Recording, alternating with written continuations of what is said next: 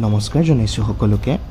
আজি অম্বুবাচী মেলাৰ তৃতীয়টো দিন আৰু আমি এনেদৰে আমাৰ ডিউটিলৈ আগবাঢ়িছোঁ। যিহেতু আমাৰ মেডিকেল কেম্প ওপৰত আজি দুৱাৰপাল গণেশ মন্দিৰৰ ভিতৰৰ ৰাস্তাৰে আগবাঢ়িছোঁ। যিহেতু বাহিৰৰ ৰাস্তাত খুবেই ৰ'দ আছিল আৰু ৰ'দৰ বাবে বিৰাট গা বেয়া কৰিছিল বাবে ভিতৰৰ ৰাস্তাটোদি এনেদৰে আগবাঢ়িছোঁ। আৰু চাওকচোন, গণেশ মন্দিৰতো ইমান অগণন ভক্ত সকলোৱে আচলতে সোনকালে যাই পাবৰ বাবে বা ৰাস্তাত খুবেই গৰম পৰিৱেশৰ বাবে এনেদৰে ভিতৰেৰে আগবাঢ়িছে। যিহেতু ইফালে এইটো ৰাস্তা অলপমান ঠাণ্ডা হৈ থাকে গছৰ ছাঁ পৰি থকাৰ বাবে। আৰু এয়া অলপমান আগবাঢ়িয়ে দুৱাৰপাল গণেশৰ এনেকৈ ভিতৰেদি ওপৰেদি উঠি গ'লে এইখিনি জেগা পায়। এইখিনি তালবেতাল বুলি কোৱা হয় যিমান দূৰ মই পৰিচিত। আৰু এয়া আহি চাওকচোন, ইফালে ওপৰেদি উঠি এয়া ৰাস্তাৰ কিনাৰতে এই বাহিৰৰ পৰা অহা লোকসকলে কিমান ৰং বিৰংগী দোকানসমূহ সজাই লৈছে। এই 4 দিনৰ বাবে তেওঁলোক থাকিব আৰু এই 4 দিনত যিহেতু মেলা এটা ফূৰ্তি উখল মাখল পৰিৱেশ, সেয়েহে 4 দিনতে খুব নানান ধৰণৰ নতুন নতুন বস্তু আচলতে নীলাচল পৰ্বতত দেখিবলৈ পায়। আৰু এইয়া আহি আমাৰ কেম্পৰ ওচৰতে পালোঁ। সেইটো আমাৰ কেম্প, মেডিকেল কেম্প, তাৰ লগতে আমাৰে পানীৰ কেম্প আছে। আৰু এনেদৰে ব'লক ডিউটিলৈ আগবাঢ়ি যাওঁ।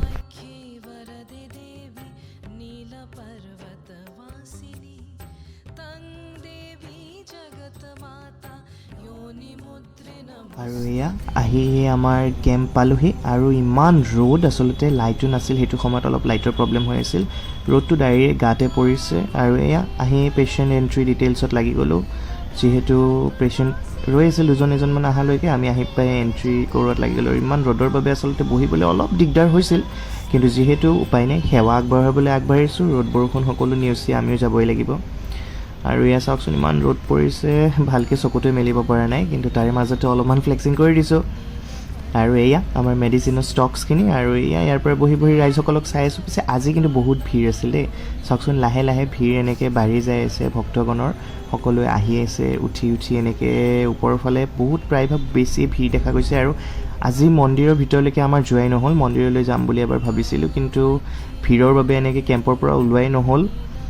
আৰু এয়া অকণমান আজৰি সময় পাই এনেকৈ ফ্ৰী হৈ অলপমান ৰেষ্ট ল'বলৈ সময় পাইছোঁ। এয়া ৰাইজ যাই আছে ওপৰলৈকে আৰু তাকেই আমি তাৰ পৰা বহি চাই আছোঁ।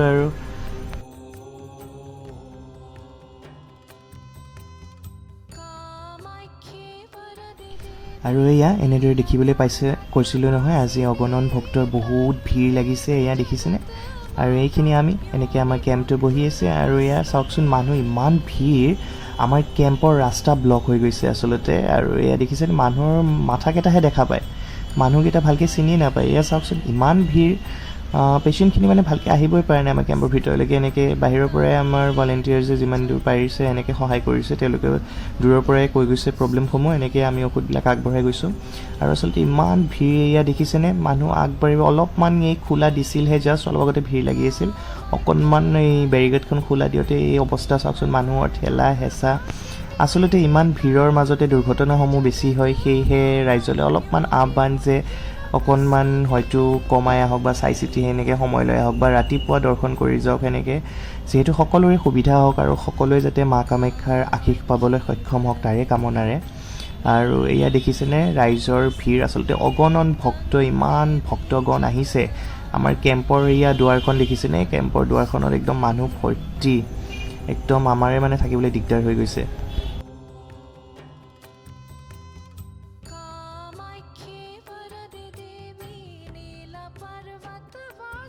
আৰু এয়া ৰাইজ দেখিছেনে, আহি আন্ধাৰেই হ'ল, কিন্তু মানুহৰ ভিৰ কমি অহা নাই দেই কোনোপধ্যে। আৰু এয়া আমি ঠাণ্ডা এনজয় কৰি আছোঁ। ভিৰৰ গৰমৰ বাবে আচলতে এনেকৈ আমাক এটা ঠাণ্ডা সুবিধা কৰা হৈছে।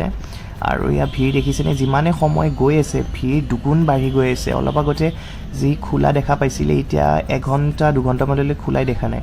আৰু এনেদৰে আহি আমাৰ ডিউটি শেষ হ'ল, আমিও তললৈকে নামি আহিলোঁ।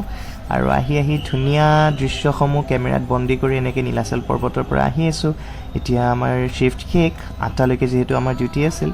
এয়া ঘৰ মোৱা পক্ষী আমি, আৰু সকলোৰে ভাল হওক কুশল হওক তাৰে কামনাৰে, আৰু আগলৈ ভিডিঅ'লৈ লগ পোৱাৰ আশাৰে। জয় মা কামাখ্যা।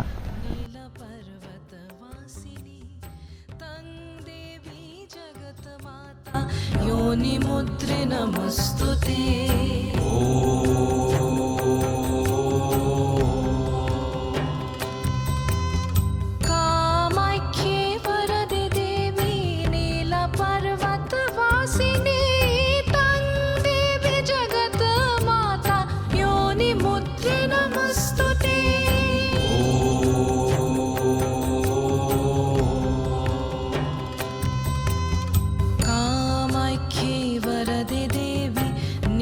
पर्वतवासिनी